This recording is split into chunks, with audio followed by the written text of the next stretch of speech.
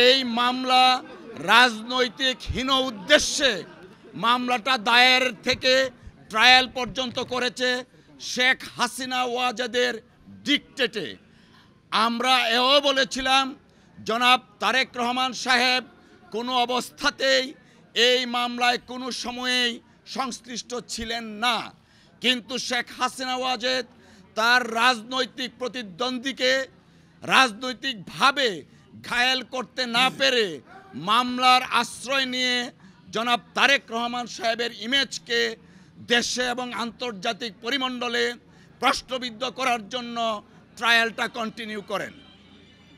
আপনারা ইতিমধ্যে শুনেছেন যারা এই মামলার দণ্ডপ্রাপ্ত ছিলেন এবং আপিল করেছেন এবং যারা আপিল করেননি সবাইকে এই মামলা থেকে খালাস দেয়া হয়েছে।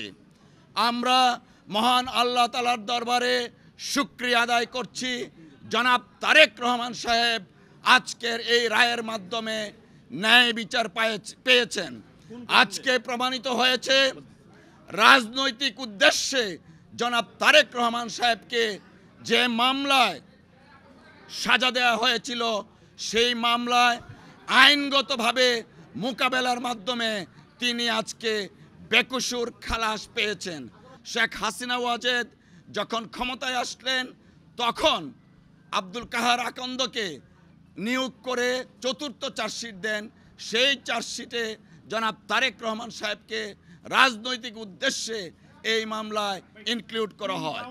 আজকে আমি বলছি, আজকে মহামান্য আদালত এই যে চতুর্থ চার্জশিট এবং মুফতি হান্নানের দ্বিতীয় স্বীকারোক্তিমূলক জবানবন্দির ভিত্তিতে যে চার্জশিটটা দেওয়া হয় সেই চার্জশিটটা আইন বহির্ভূত ছিল। সিআরপিসি এবং এভিডেন্স অ্যাক্টে এই চার্জশিটের কোনো আইনগত ভিত্তি নাই। তাই এই চার্জশিটে যারা অন্তর্ভুক্ত ছিল তারা এই মামলা থেকে খালাস পেয়েছেন।